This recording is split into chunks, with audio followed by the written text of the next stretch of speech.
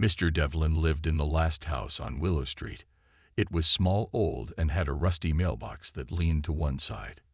He had no wife, no children, and no visitors. The neighbors called him the Quiet Man. Every morning at 7 o'clock a.m., he watered his garden. At 12 o'clock p.m., he sat on his porch with a cup of tea. At 6 o'clock p.m., he closed all windows, turned off the lights, and went to bed. People whispered stories about him. Maybe he's a retired teacher, or maybe a man who lost his family. Some said he never speaks because he saw something terrible. But nobody really knew, because Mr. Devlin never talked to anyone. One afternoon, a delivery man dropped off a package at his doorstep. He looked through the window and saw Mr. Devlin sitting still, staring at the wall. The man knocked. Mr. Devlin didn't move. The delivery man left quickly. He told others, "That man gives me chills." But Devlin was not always quiet. Once, he had a name that made people freeze. A name that lived in dark places, behind thick doors and expensive suits. But that life was over, or so he thought. 2 miles away, a black van parked in the shadows. Inside the van, 3 men sat. All wore black. Their faces were hidden under masks. They weren't ordinary thieves or burglars. They were professionals, silent, trained, and paid well. The man in the middle opened a file. A photo fell out. It showed Mr. Devlin standing in his garden, watering plants like an old man with nothing to do. "This him?" the youngest asked. The leader nodded. "That's the target. But he looks like a school teacher," the third man said. The leader gave a cold smile. "That's what makes him dangerous." Back at Devlin's house, the sun was setting. The sky turned orange. Mr. Devlin sat in his armchair, holding a small book. His eyes were calm, but sharp, like someone waiting for something to happen. A soft noise came from outside, a twig snapping. He didn't look up. Instead, he placed the book down slowly and stood. He walked to the kitchen and poured himself a glass of water. His hands were steady. His steps were quiet. On the kitchen wall was a small switch, hidden behind an old calendar. He pressed it. A green light blinked. Somewhere under the floor, something clicked. He opened a drawer. Instead of forks and spoons, it held a small black device and an earpiece. He placed them both on the table and stared at them. For 15 years, he hadn't touched that drawer. But now, someone had made the first move. Inside the van, the assassins watched his house through binoculars. "He's still inside.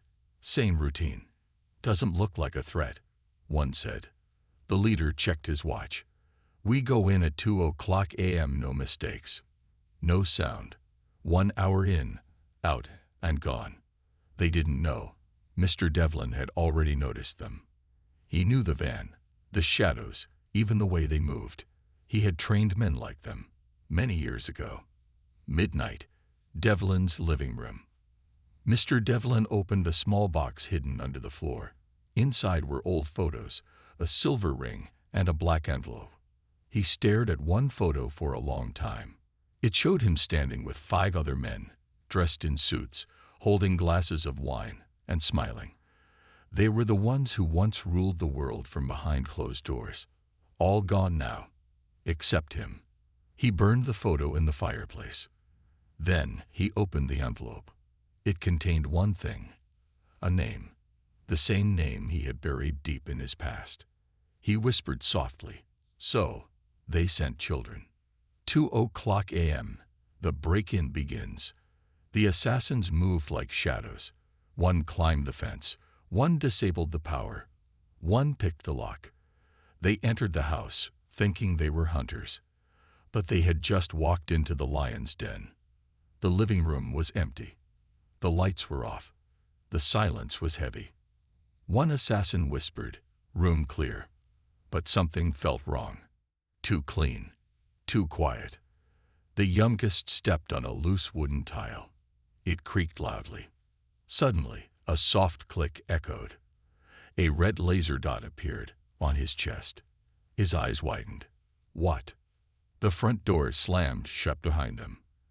And upstairs, Mr. Devlin opened his eyes. The three assassins froze. They had trained for years. They had broken into mansions, bunkers, even guarded military bases. But this house, this small, quiet house, felt different, like it was watching them.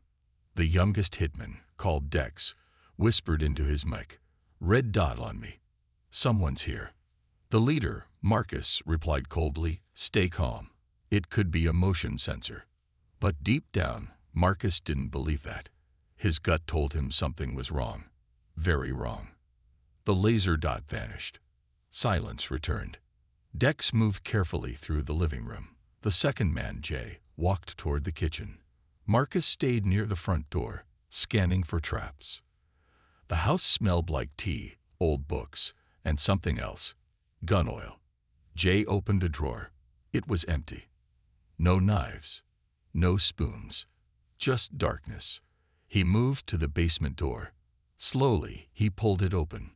A cold wind blew up the steps. It felt like a warning. Jay turned on his flashlight. The beam hit the floor. Something was written there. "I see you." He stepped back. "Marcus, someone's toying with us." Marcus hissed, "Stick to the plan. No emotion. We finish this fast." Upstairs, Mr. Devlin was watching. Through a small screen in his bedroom wall, Devlin saw everything. Each room had hidden cameras, never powered on until now. He could hear their breathing, see their fear. He tapped a few buttons on the panel. A second green light turned on. "Let's test their nerves," he whispered. Downstairs, the hallway lights flickered, then shut off completely. Total darkness. Jay cursed under his breath. What was that? Devlin's voice came through a small hidden speaker near the kitchen. Soft, calm, terrifying. "Why did your boss send children to do a ghost's job?" Dex jumped. "Did you hear that?" Marcus raised his hand for silence. "Who are you?" he asked out loud. There was no answer. Only the sound of a door creaking open upstairs. Flashback. 20 years ago. Devlin sat across from 5 powerful men in black suits. They ran banks, governments, and armies, but still listened when he spoke. He wasn't a politician. He wasn't a general. He was the one who funded them all. Quietly, silently. Without his money, the world would stop spinning. "I'm done," he told them. "I want out." They laughed.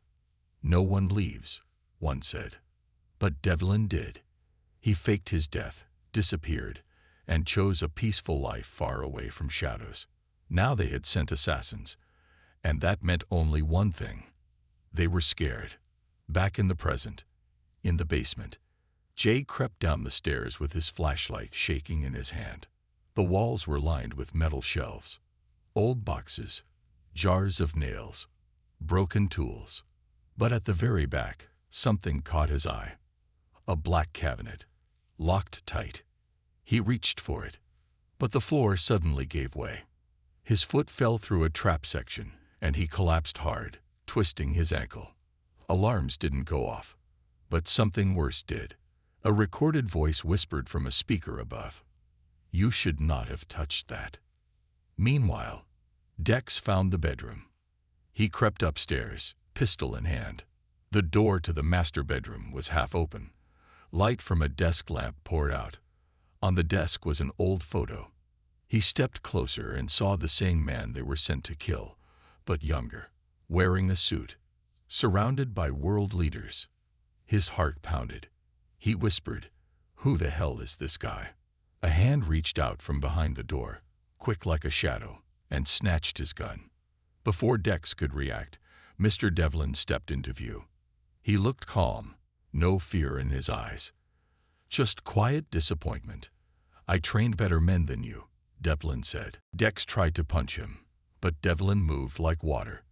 With one smooth move, he twisted Dex's arm and dropped him to the floor. Dex gasped in pain. "Please, I was just doing my job." Devlin leaned in close. "So was I. for 30 years. Downstairs, Marcus knew it was a trap. He was the only one still free. And now he knew this wasn't an old man. This was someone important, someone deadly. He opened his earpiece channel. Abort. Everyone out. No reply.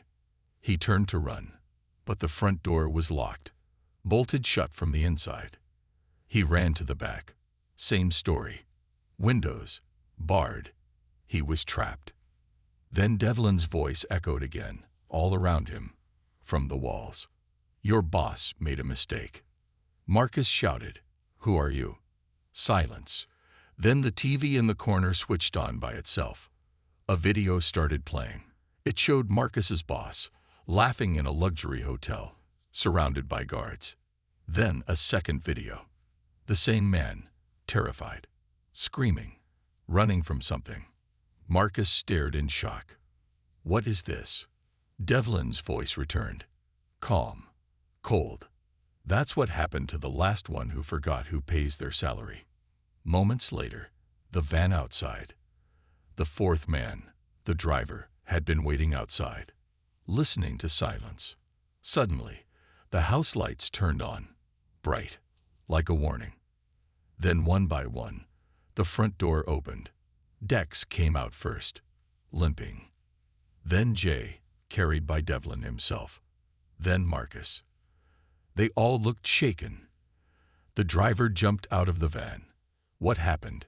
Devlin looked him straight in the eyes. Go back. Tell your boss.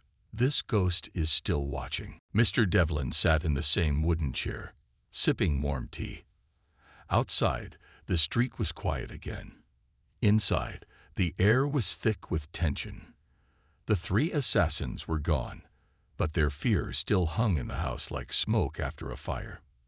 He had let them live, on purpose, because their survival carried a message, a warning, and that message was already spreading faster than bullets. At a secret office in the city, a tall, sharp-looking man in a dark gray suit stood by the window. He stared out at the skyline, holding a glass of whiskey. His name was Mr. Fallon, the man who sent the assassins. Behind him, Dex, Marcus, and Jay sat on a couch, silent, pale, and shaking. Fallon turned slowly. 3 men, he said coldly, sent to eliminate an old ghost, and none succeeded. Dex opened his mouth to speak, but Fallon raised a hand. No excuses. He walked over and leaned forward. Did you at least get a name? Marcus finally spoke. No, but I saw his face. He's not just a ghost. He's the ghost. Fallon's eyes narrowed. What do you mean? Marcus pulled a small object from his pocket, a photo. It had been taken from the bedroom. Fallon stared at it. His jaw clenched. The glass of whiskey slipped from his hand and shattered on the floor. Impossible, he whispered. Flashback. Years ago. A much younger Fallon sat in a meeting room with 5 other powerful men. On the far end of the table sat a calm, sharp-eyed figure, Mr. Devlin. Devlin had just agreed to fund a massive global operation, money that would control oil, media, and governments. Fallon remembered how Devlin didn't shout, didn't threaten. He only asked one question. Do you want to be powerful or untouchable? They all chose power. Devlin chose silence. Then he vanished. For years, Fallon believed he was dead. Now he realized. Devlin had never left. He had only moved back into the shadows, back in the quiet house. Devlin stood in the hallway, looking at an old photograph of himself with world leaders, presidents, kings, and spies. His fingers brushed over it. His voice was quiet. I gave them order. I gave them power, and they paid me with betrayal. His phone buzzed. An old number. No caller ID. He picked up. A deep voice on the other end said just 2 words. He knows. Devlin replied calmly. Then they'll come. Meanwhile, Fallon makes a dangerous call. Fallon stood in front of a mirror, face pale, hands shaking slightly. He took out a hidden satellite phone. There were only 2 contacts saved. He called the first. A robotic voice answered. Access code. Black Star, Level 7. Alpha Strike. The voice paused. Accepted. Who is the target? Fallon whispered. The banker. The voice responded coldly. We warned you never to touch him. Fallon's jaw tightened. I didn't know. Too late. Click. The call ended. Fallon realized something terrifying. He wasn't in control anymore. In a safe house in the mountains, Devlin stood at a wide desk. On the table were files, maps, and red folders marked classified. Beside him stood a young woman, tall, strong, and calm. Her name was Nia. She was his only student, the only one he trusted. He handed her a file. Inside was a list of names: government leaders, company CEOs, crime bosses, and at the bottom, Fallon. Nia frowned. You trained him once, didn't you? Devlin nodded. And I made a mistake. She looked up. Are we going to kill him? Devlin didn't answer. Instead, he said, we remind him who built the shadows he hides in. Late night, city chaos begins. Fallon stepped outside his building and froze. His armored car was gone. The guards at the gate, missing. And on the walls of nearby buildings, someone had sprayed a message in red paint. The BNKER is Bodo-Chishing. Fallon ran back inside. He called his private army. No answer. He called the police chief. Disconnected. He ran to his panic room and found it open. Inside, a single envelope sat on the floor. He picked it up with shaking hands. Inside, one line was written. Next time, I won't knock. The world starts to react. By the next morning, strange things began happening around the world. A massive oil company suddenly lost $2 billion in secret funds. A military base in Europe went dark, no one answering calls. 3 politicians resigned within the hour. Everyone whispered the same name. The banker is back. But no one said it out loud, because even saying his name felt dangerous. It was just after midnight. The city looked quiet from a distance, but deep inside, panic was growing. News had spread like wildfire. The man known only as the banker, the one who disappeared years ago, was alive. And now he was moving. No one knew his next step, but everyone feared it. At the top of the government tower, inside a heavily guarded building, world leaders gathered behind closed doors. They looked tired, afraid, confused. A woman in a blue suit stood. She was the prime minister of a powerful country. He warned us once, she said. We thought he was gone. Now our secrets are falling apart. He has everything. An older man, head of intelligence, nodded slowly. He doesn't want war. He wants remembrance. He wants us to know he's still the one pulling the strings. The room went quiet. Then someone whispered, "What do we do?" No one had an answer. Back at Devlin's quiet house, Mr. Devlin sat in front of his old desk. His face was calm, but his eyes were sharp. Papers and photos were scattered around. Maps, names, old allies, former enemies. Behind him, Nia walked in with her laptop. "They're scrambling," she said. 6 countries just froze military orders. 2 CEOs stepped down. Fallon hasn't been seen in 24 hours. Devlin nodded. They always run before they kneel. Nia tilted her head. "Do you want them to kneel?" Devlin didn't smile. He just looked out the window. "I want them to remember who built their world." Flashback. Devlin's rise. Years ago, when Devlin was young, he wasn't rich. He wasn't powerful. He was just smart. He understood people. He knew how fear worked. While others chased fast money, he built something slower, deeper. He invested in silence, secrets, power behind the power. He helped governments win wars by paying both sides. He saved banks before they collapsed, then owned them in return.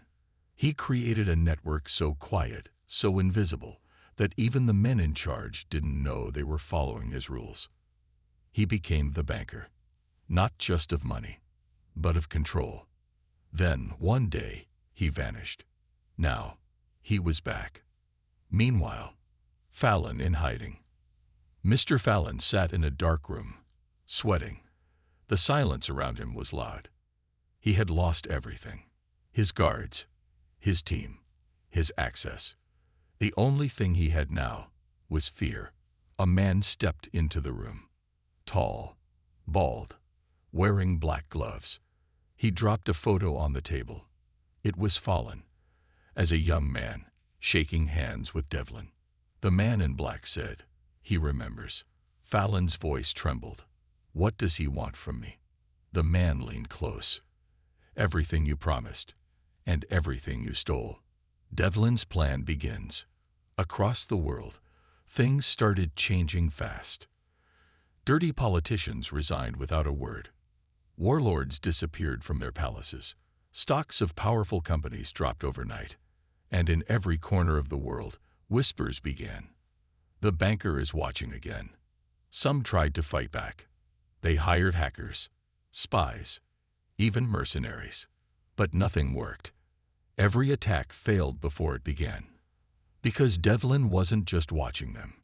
He had already been inside their systems for years. Nia's mission begins.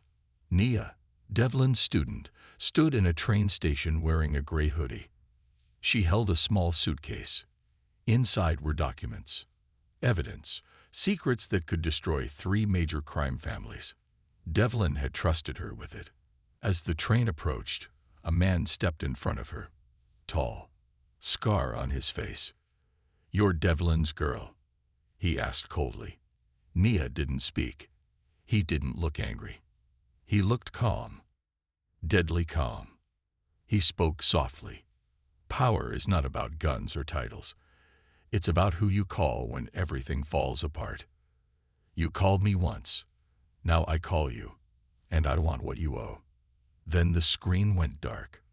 No one spoke for several minutes, because every powerful person in the world just got the same message. The ghost who built empires had returned to collect. She just stepped forward, and within 2 seconds, the man was on the floor, groaning in pain. She got on the train without looking back. Devlin didn't train killers. He trained ghosts. Inside a hidden vault. Deep under the city, in a place no one remembered, Devlin entered a vault. It opened slowly with his fingerprint and a soft voice scan. Inside were files, hard drives, old tapes, but also a wall filled with photos. Each photo was a person in power. Each photo had one thing in common: a red dot on the forehead. Targets. Some were still in control. Others, already gone. Devlin stared at them, and then whispered, "I didn't disappear. I just gave them time to change." Fallon's final mistake. Fallon made a desperate move. He called a man from Russia, a fixer, a man who didn't fear anyone. "Devlin has to be stopped," Fallon said. The fixer only laughed. "You fool," he replied. "Devlin funded my entire rise. He made me." Click. Fallon sat alone again. For the first time in his life, he realized something. He wasn't a leader. He was just a piece on Devlin's board. And now the hand that moved him had returned. Final scene. The banker's message goes public. Suddenly, across the world, all major news screens turned black. Then a single video played. Devlin's face appeared. It started with a knock. Not loud, not fast, just 3 slow knocks on an iron door. Fallon opened it with shaking hands. No bodyguards, no weapons, just fear. Outside stood a boy, no older than 12. He held a white envelope. Fallon took it, his fingers trembling. Inside the envelope was a note. Simple, direct. "Your life was bought with my silence. I'm no longer quiet. Devlin." Fallon dropped the letter. His time was up. 1 day earlier, Devlin's final call. Devlin sat by the fireplace in his quiet home. The world outside was burning with confusion. CEOs were resigning. Generals were vanishing. Criminal empires were falling apart. But inside his home, there was only silence. Nia stood near the window. "You sure about this?" she asked softly. Devlin looked at her with tired eyes. "I gave them time. I gave them chances. Now they must face the truth." He picked up an old flip phone, dialed a single number. "Begin phase 0, he said. Phase 0 was not a threat. It was a reminder. All across the world, people who thought they were untouchable received surprise visits. A corrupt judge opened his mailbox and found a photo of himself from 20 years ago, shaking hands with known gang leaders. A general found his private accounts emptied. A tech billionaire opened his safe and saw a note. "You stole the idea. I stole your empire." None of these people knew where Devlin was, or how he knew so much. But they all knew one thing now. They owed him, and debt doesn't die. Meanwhile, the people begin to speak. Something strange began to happen. Old men in poor neighborhoods started talking about a mysterious man who once saved their businesses.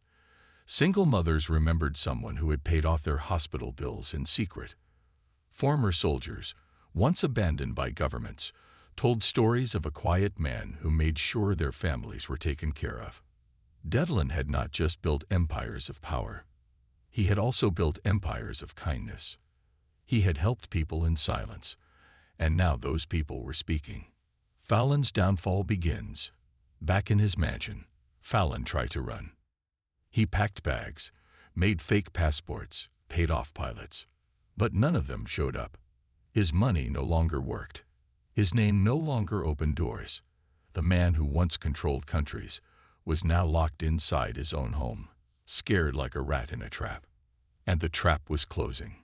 Devlin's final message to Fallon. As night fell, a black car pulled up outside Fallon's gates.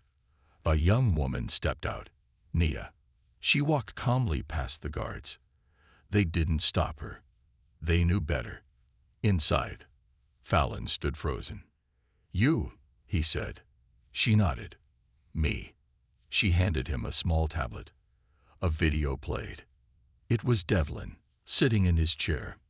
He looked tired, but strong. "Fallon," he said, "you broke every deal, betrayed every friend, bought your life with lies." He leaned forward. "Now the world will see who you really are." The screen switched to live footage. Bank records, illegal trades, secret footage, government deals. Everything Fallon had hidden. Now public. The world reacts. Phones buzzed. News channels exploded. Social media lit up. Fallon's name became poison. Countries stripped him of power. His own security team left him. He was alone. Nia stood by the door. "Devlin doesn't want your death," she said. "He wants your silence." Fallon fell to his knees. "He wins," he whispered. But Devlin wasn't done. He made one final move. He stepped into the public for the first time in years. Wearing a simple coat. No bodyguards. No mask. He walked through a busy street, and people slowly stopped to watch him. Some clapped. Some cried. Some bowed their heads. Because they knew. This was the man who had both shaken and saved their world. A young reporter approached. "Mr. Devlin," the reporter said, "why come out now?" Devlin looked around at the crowd, then answered simply, "Because power should not hide forever. It must take responsibility for what it creates." He paused. "I came to collect the debt, not just from the guilty, but from myself too." Devlin had always lived in the shadows. He moved quietly, spoke rarely, watched everything. And for years, the world never knew his face. He was just a name. The banker, the quiet man, the ghost behind the gold. But now, everything was about to change. Because today, Devlin would show his face to the world. Early morning. In a small, Unknown room. Nia stood in front of a mirror, fixing her jacket. She was nervous, and she didn't get nervous easily. Devlin sat behind her, calm as always, reading an old book. "The world will know you after today," she said, turning toward him. Devlin looked up. "They already do," he replied. "No," she said softly. "They know your name. They fear your power, but they don't know your face, your story." Devlin stood up and walked to the window. The sun was rising slowly. "Then let them see it," he said. Outside, the world was waiting. News stations had gathered outside the courthouse. Police, bodyguards, reporters, and hundreds of people stood behind metal fences. Whispers ran through the crowd like wind. "Is he really coming? Does he even exist? I heard he bought the building last night just to walk into it." People laughed. Others stayed quiet, but no one left. Something big was coming. And then, the black car pulled up. Devlin steps out. The crowd went silent. The car door opened slowly. First, Nia stepped out, calm, confident. Then came Devlin. No mask, no hat, no bodyguards. Just a quiet man in a simple gray suit. His eyes scanned the crowd. Not cold, not angry, just watching. Gasps echoed through the streets. Some people stared in disbelief. Others pulled out their phones and started recording. A man in the crowd whispered, "He's not what I expected." Another said, "He's just a man." The walk to the courthouse. Every step felt heavy. But Devlin didn't rush. He walked slowly past the people, past the cameras, past the noise. And as he walked, people began to move. One by one, they stepped aside. Some bowed their heads. Some saluted. And some, those who knew what he had done, clapped. Not loud. Just a soft, slow clap, full of respect. Devlin nodded once. But he didn't smile. Inside the courtroom, truth awaits. The courtroom was packed. Judges, politicians, agents, enemies, all sitting in silence, waiting. Devlin walked to the front and placed a leather file on the table. The judge, a tough woman known for never showing emotion, opened it. Her hands stopped shaking after the first page. But her eyes didn't leave the papers. "Is this real?" she asked softly. Devlin nodded once. "Every deal, every payment, every lie you ever covered for them, it's all here." He didn't answer. He didn't need to. The files that shook the nation, one by one, secret files were revealed. How a general sold weapons during peace talks. How a world leader paid criminals to start wars. How Fallon used child labor to build his empire. How Devlin had saved thousands in secret without taking credit once. It wasn't just a courtroom anymore. It was a mirror, showing the world what power really looked like, and who had been pulling the strings from behind the curtain. Fallon watches it all back in a hidden safe house. Fallon stared at the live broadcast. His mouth was dry, his eyes full of fear. "This wasn't the plan," he whispered. He turned to his assistant. "Shut it down." "We can't," the assistant replied. "It's already everywhere. News, social, private networks. It's gone viral." Fallon slammed his hand on the table. He had lost. And worse, the people now knew he was never the king. He had only been a puppet, and the puppet master had now walked out from the shadows. A young girl raises her hand. Back in the courtroom, a young woman stood up. She was a journalist. "Mr. Devlin," she said, her voice shaking. "Why now?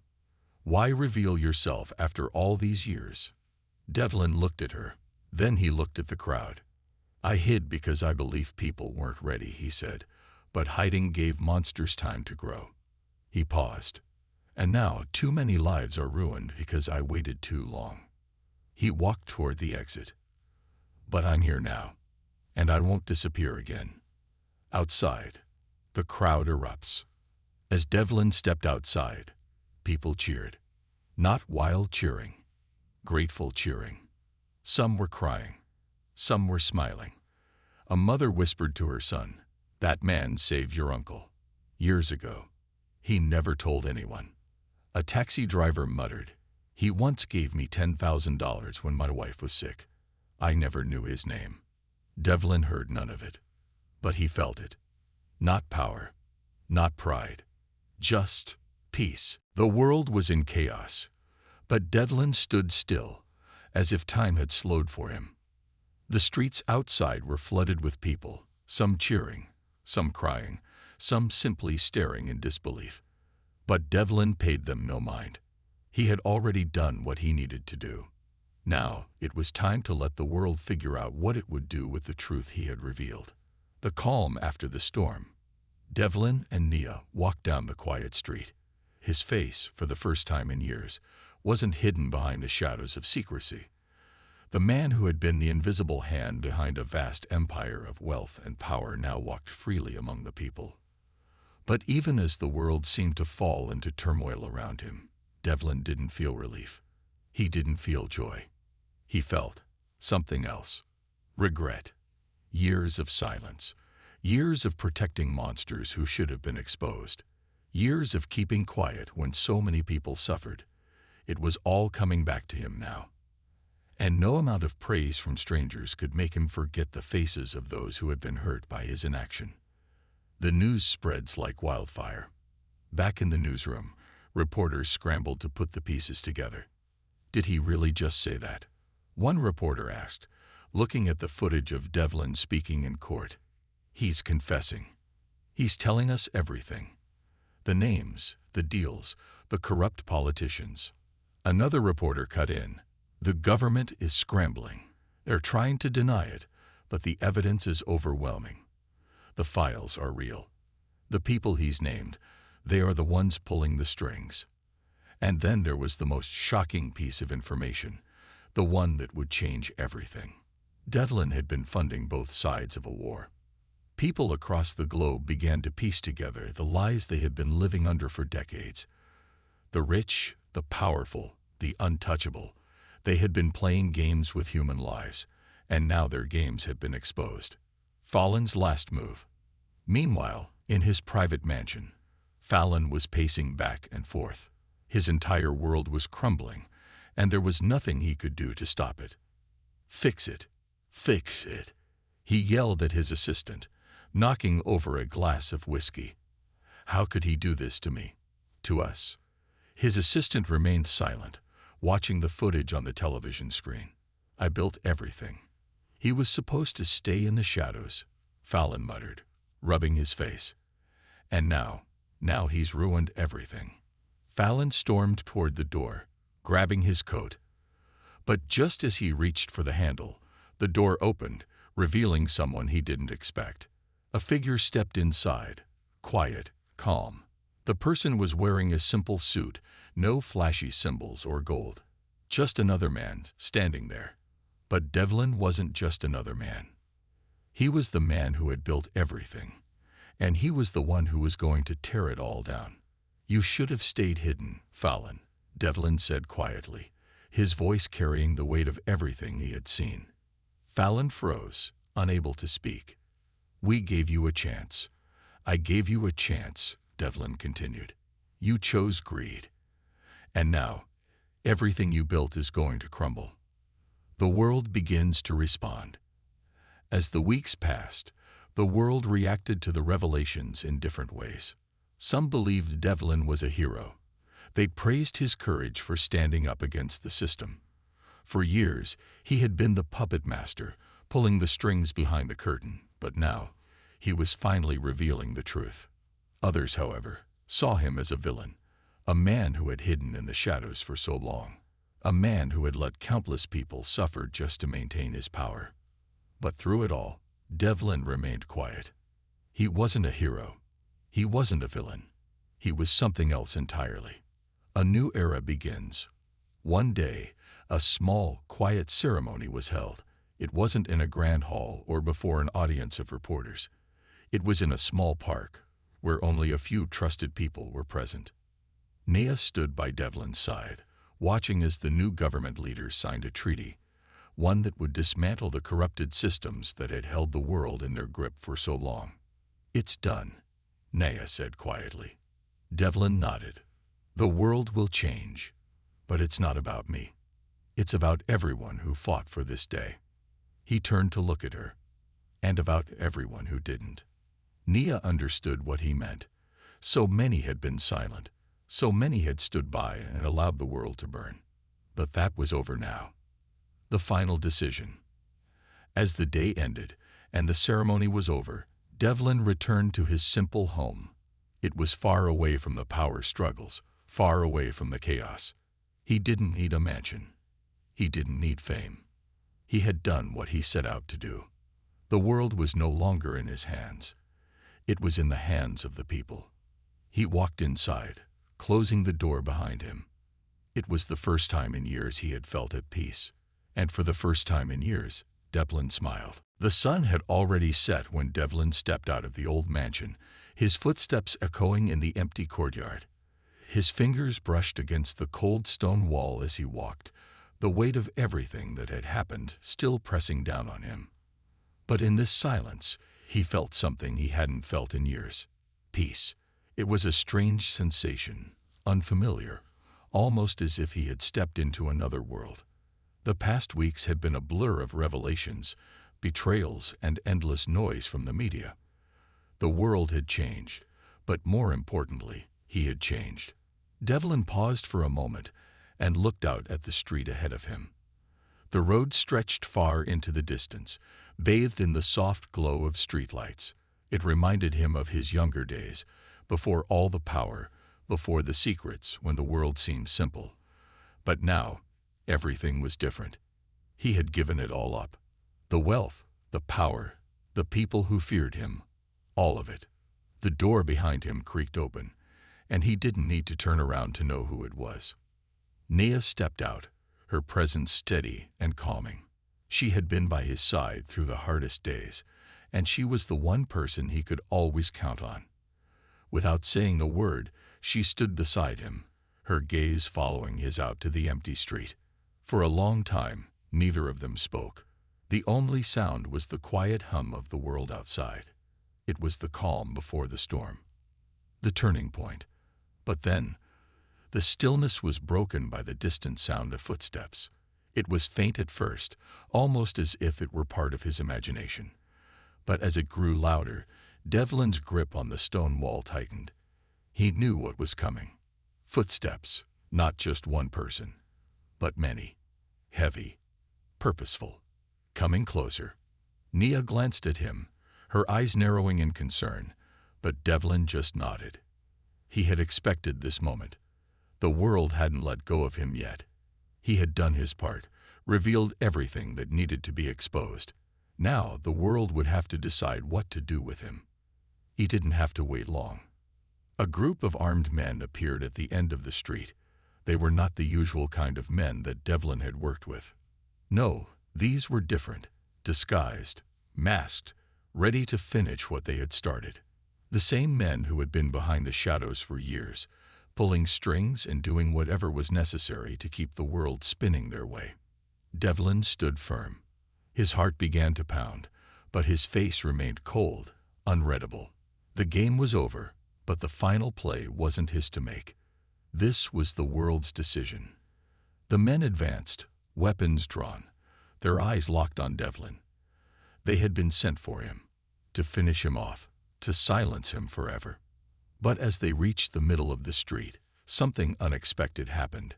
A loud voice rang out from behind them. "Stop right there." It was a voice that carried authority, calm but firm.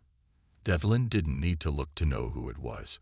It was Fallen, the man who had been the true architect of the empire Devlin had helped build. And Fallen wasn't alone.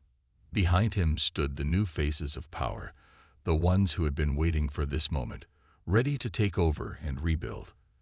The people who had known, all along, that Devlin would one day walk away. The armed men hesitated, confused. Fallen stepped forward, his posture commanding. He had been the one pulling the strings all along, but now, even he was uncertain. "It's over," Fallon said, his voice low and final. You've exposed everything. There's no turning back from this. The world will change. You will be remembered, but not the way you think. For the first time in months, Devlin looked Fallon in the eye.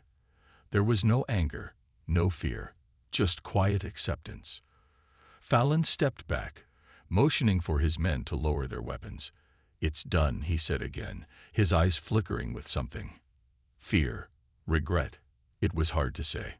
As the men lowered their guns, Devlin turned to Nia. The storm had passed. The weight of his actions was lifting. The life he had known was finally coming to an end. For a moment, they stood together, just the two of them, while the world around them shifted. No one spoke. They didn't need to. Everything had been said already. The reckoning had come. Now, the world would begin to heal.